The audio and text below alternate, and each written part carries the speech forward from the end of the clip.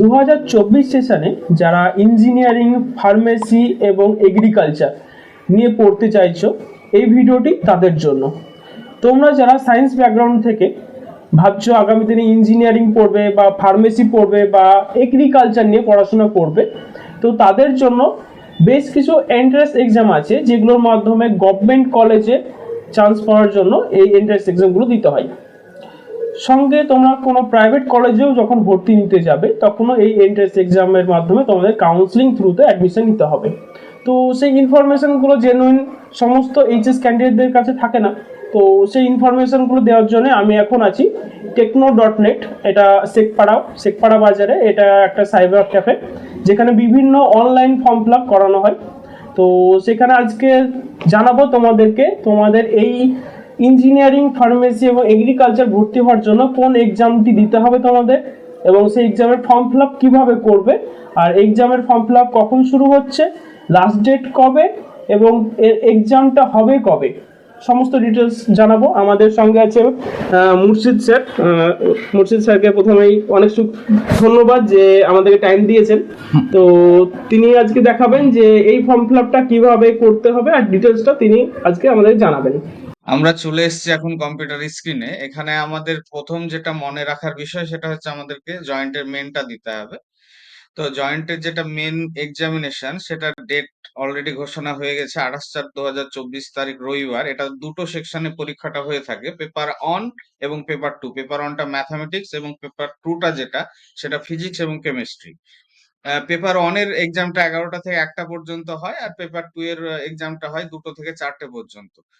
এই যে এক্সাম এর অ্যাডমিট কার্ড ডাউনলোড হবে কিন্তু 18/4/2024 থেকে 28/4/2024, 10 দিন সময় পাবেন অ্যাডমিট কার্ড ডাউনলোড করার জন্য। এটার এখনো রেজাল্টের কোনো ডেট পাবলিশ হয়নি, এটা পরবর্তীতে পাবলিশ হবে। এবার যেটা মূল আমাদের বিষয় সেটা হচ্ছে আমরা যে অ্যাপ্লিকেশনটা করব সেটার ডেটটা।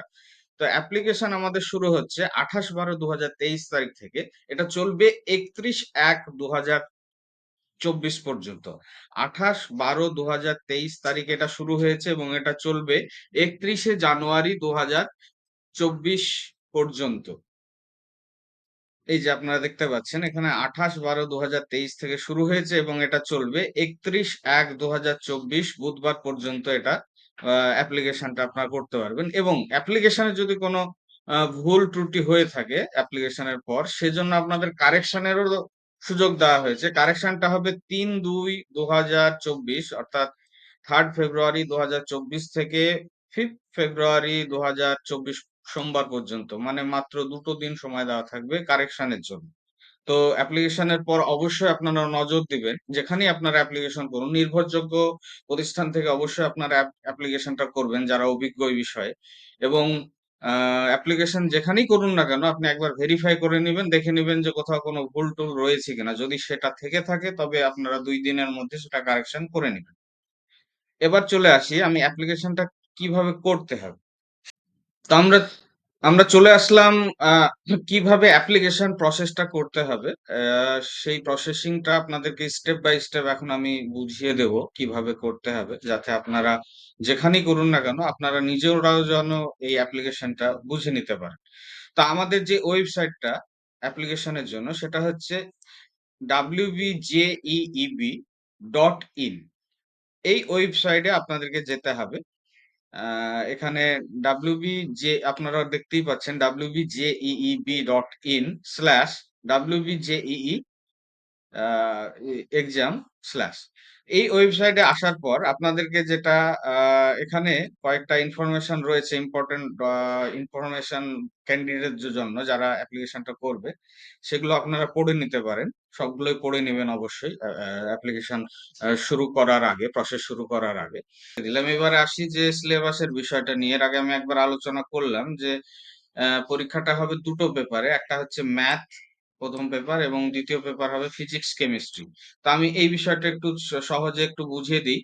প্রথমে ম্যাথের যেটা ম্যাথের ক্যাটাগরি 1-এ 50টা কোশ্চেন থাকবে। 50টা কোশ্চেনের জন্য 50 মার্ক থাকবে। যদি নেগেটিভ, এবং এই 50-এর মধ্যে নেগেটিভ মার্কিং রয়েছে। যদি 4টে প্রশ্ন ভুল হয় তাহলে 1 মার্ক কাটা যাবে। দ্বিতীয় ক্যাটাগরির যে প্রশ্ন সেটাতে 15টা কোশ্চেন থাকবে, প্রত্যেকটা কোশ্চেনের জন্য 2 মার্ক করে, 2 মার্ক বহন করবে প্রত্যেকটা কোশ্চেন, এবং এখানেও নেগেটিভ মার্কিং রয়েছে, দুটো প্রশ্ন ভুল হলে 1 মার্ক কাটা যাবে। এবং তৃতীয় ক্যাটাগরিতে আসছে 10টা প্রশ্ন, যেখানে প্রত্যেকটা প্রশ্নের জন্য 2 মার্ক বরাদ্দ রয়েছে, এবং এখানে কোনো নেগেটিভ মার্কিং নেই। অর্থাৎ আমাদেরকে টোটাল 75টা প্রশ্নের উত্তর এখানে করতে হচ্ছে, যেটাতে 100 মার্ক আমাদের ক্যারি করছে ম্যাথের জন্য। ঠিক সেই রকমই ফিজিক্স কেমিস্ট্রির যে পার্ট 2 এর পরীক্ষা, সেটাতে ফিজিক্সে 30 মার্কের প্রশ্ন, 30টা প্রশ্ন আমাদেরকে করতে হবে, প্রত্যেকটা প্রশ্নের জন্য 1 মার্ক। তারপরে দ্বিতীয় ক্যাটাগরিতে 5টা প্রশ্ন দেবে, সেখানে প্রত্যেকটা প্রশ্নের জন্য 2 মার্ক, এবং তৃতীয় ক্যাটাগরিতে আবার 5টা প্রশ্ন দিবে, প্রত্যেকটা প্রশ্নের জন্য 2 মার্ক। অর্থাৎ টোটাল আমাদেরকে 40টা প্রশ্নের উত্তর আমাদেরকে করতে হবে, যে 40টা প্রশ্ন ধরুন আমরা এখানে 50 মার্ক আমরা টোটাল পাবো। এখানেও কিন্তু নেগেটিভ মার্কিং রয়েছে। কেমিস্ট্রিতেও ঠিক তাই, ফিজিক্সের মতোই এখানেও টোটাল 40টা প্রশ্ন আমাদেরকে অ্যাটেন্ড করতে হবে, এবং আমাদের 50 মার্ক এখানে ভ্যারি করছে। এই আমাদের, আর তার সঙ্গে এখানে সিলেবাস গুলো দিয়ে দিয়ে দেওয়া হয়েছে, ওয়েবসাইটে সিলেবাস গুলো রয়েছে। হ্যাঁ, ওএমআর শিটের কিরকম ধরন হবে, বা কোন ক্যাটাগরিতে কি কি রয়েছে, ক্যাটাগরি 1-এ কি কি রয়েছে, ক্যাটাগরি 2-এ কি কি রয়েছে, 3-তে কি কি রয়েছে, এগুলো পুরো ডিটেলসটা ভালো করে তোমরা পড়ে নিবে। তো আমাদেরকে যেটা মেন যেতে হবে, অনলাইন অ্যাপ্লিকেশন। এখানে যে আপনারা দেখতে পাচ্ছেন online application form submission WBJEE 2024, এখানে আমরা প্রেস করব। তো এখন আমরা চলে এসেছি রেজিস্ট্রেশন যে ফর্মটা, সেটা আমরা এখন ফিল আপ করে দেখাবো। তবে প্রথমত আমাদের এই যে রেজিস্ট্রেশন ফর্মটা এখানে রয়েছে, এটা পুরোটাই আমরা সর্বপ্রথমে আমরা একটা মনে রাখবো যে ক্যাপিটাল আমরা ফিল আপ করবো। যে কোনো ফর্ম ফিল আপের ক্ষেত্রে, রেজিস্ট্রেশনের ক্ষেত্রে ক্যাপিটাল ব্যবহার করাটাই বাঞ্ছনীয়। তো প্রথমে আমাদের যেটা রয়েছে ক্যান্ডিডেট নেম, সেখানে আমি একটা দিলাম এমডি সানাউল্লাহ, এই নামটা আমি দিলাম। তারপর বাবার নাম সেখানে আমরা দিলাম এমডি আনারুল। মায়ের নাম একটা দিলাম ফেরদৌসী বিবি। ডেট অফ বার্থ আমি একটা দিলাম 2/4 এপ্রিল 2005। জেন্ডার এখন আমাদেরকে সিলেক্ট করতে হবে, জেন্ডার আমি একটা মেল সিলেক্ট করে দিলাম। এবার এখানে একটা আইডেন্টিটি টাইপ দিতে হবে, যেখানে রয়েছে passport, voter ID card, passport, ration card, class 10 admit, আর গভর্নমেন্ট যে কোনো একটা ID proof, school ID card. তো এখানে যেহেতু তোমরা এইচএস দিয়েছো, ভোটার আইডি কার্ড অনেকের না থাকতে পারে, বা পাসপোর্টও না থাকতে পারে। তো এখানে রেশন কার্ডও অনেকের ফটোগ্রাফি সহ নেই। তো আমাদের সবচেয়ে সহজ সাধ্য যেটা, সেটা হচ্ছে মাধ্যমিকের অ্যাডমিট। তো আমরা এখানে মাধ্যমিকের অ্যাডমিটটা সিলেক্ট করব, এবং এখানে আমরা মাধ্যমিক অ্যাডমিটের একটা রোল নাম্বার আমরা এখানে দিয়ে দেবো। আমি একটা ডেমো রোল নাম্বার এখানে দিচ্ছি 800891N স্পেস 0233। প্রথমে যেটা আমি দিলাম রোল, তারপর এটা দিলাম নাম্বার। তারপরে চলে আসছে কন্ট্যাক্ট ডিটেলস। কন্ট্যাক্ট ডিটেলসে রয়েছে মোবাইল নাম্বার এবং ইমেল আইডি। মোবাইল নাম্বার, প্রথমে আমি একটা ডেমো মোবাইল নাম্বার দিয়ে দিচ্ছি 9609177005 এবং এখানে আমি একটা ইমেল আইডি দিয়ে দেবো wbjeb.nic.in@gmail.com। এই ইমেল আইডিটা দিয়ে দিলাম। এখানে আমাদেরকে একটা পাসওয়ার্ড ক্রিয়েট করতে হবে। তো আমাদের প্রথম যে পেজটা, যেখানে পাসওয়ার্ড ক্রিয়েটের যে আমাদেরকে নিয়মাবলীগুলো দিয়েছিল, এখানেও দিয়ে দিয়েছে সেটা, যে 8 থেকে 13 ক্যারেক্টারের মধ্যে পাসওয়ার্ডটা হতে হবে। পাসওয়ার্ডে একটা আপার একটা লোয়ার কেস অবশ্যই থাকতে হবে, এবং পাসওয়ার্ডের মধ্যে নিউমারিক মানে নাম্বার একটা থাকতে হবে, এবং স্পেশাল ভ্যালু, স্পেশাল ক্যারেক্টার, এগুলো সবই থাকতে হবে। তো আমি একটা ডেমো হিসাবে এরকম দিয়ে দিতে পারি পাসওয়ার্ড, যে আমি প্রথমে একটা বড় হাতের এ দিলাম, তারপর আমি একটা যে কোনো একটা সিম্বল হ্যাশ দিলাম, তারপর দিলাম সি, তারপর 4545, এটাই আমি 456। একবার দেখে নিই আমি, দুটো একই রকম রাখতে হবে। তাহলে আমি এখানে বড় হাতে হ্যাশ সি 45456, এটাকে আমি কপি করে এখানে দিয়ে দিতে পারি।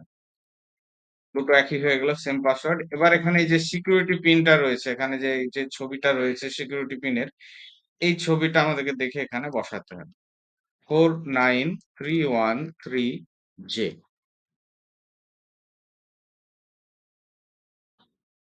এখানে আমাদের অ্যাপ্লিকেশন প্রসেস সবগুলোই কমপ্লিট, শুধুমাত্র আমাদের একটা চেক বক্স এখানে রয়েছে, সেটা হচ্ছে agree to use send update and notification. আমরা যদি এটাতে টিক দেই, তবে আমাদের যে মোবাইল নাম্বারটা দেওয়া রইলো সেখানে বোর্ডের পক্ষ থেকে যখন যেটা আপডেট থাকবে সেটা নোটিফিকেশন করবে। যদি কোনো ফটো মিসম্যাচ হয় বা ফটো যদি ওদের সাইজ মতো না হয়, তাহলে অনেক সময় মেসেজ করে যে আপনার ফটোটা আরেকবার আপলোড করুন বা সিগনেচারটা আপলোড করুন। সেই সব কারণের জন্য তোমরা এই চেক বক্স দুটো চেক ইন করে নিতে পারো, এবং সেই সঙ্গে আমরা সিকিউরিটি পিন দিয়ে এখানে সাবমিটে ক্লিক করব। এখানে সাবমিটে ক্লিক করার সঙ্গে সঙ্গে কিন্তু রেজিস্ট্রেশনটা আমাদের পুরো কমপ্লিট হয়ে যাবে। এরপর আমাদের পেমেন্ট এবং photo upload, photo signature upload সেকশনটা চলে আসবে। তো আমরা ফর্ম ফিল আপের প্রাথমিক যে স্টেপ সেটা দেখিয়ে দিলাম। দ্বিতীয় স্টেপে রয়েছে অ্যাপ্লিকেশন ফিজ পেমেন্ট। তো অ্যাপ্লিকেশন ফিজ পেমেন্ট যেটা বোর্ডের তরফ থেকে নোটিফিকেশনে দেওয়া রয়েছে, সেখানে বলে দেওয়া রয়েছে যে জেনারেল ক্যান্ডিডেটদের জন্য মেলের ক্ষেত্রে 500 টাকা এবং ফিমেলের ক্ষেত্রে 400 টাকা ফিজ পেমেন্ট করতে হবে। কিন্তু SC ST OBC A OBC B এবং যারা হ্যান্ডিক্যাপ বা এই ইডাব্লিউএস ক্যাটাগরির মধ্যে পড়ছে, টিএফডাব্লিউ ক্যাটাগরির মধ্যে পড়ছে, তাদের জন্য মেল 400 টাকা আর ফিমেলের জন্য রয়েছে 300 টাকা ফিজ পেমেন্ট। থার্ড জেন্ডারদের ক্ষেত্রেও 300 টাকার ফিজ পেমেন্ট করতে হবে।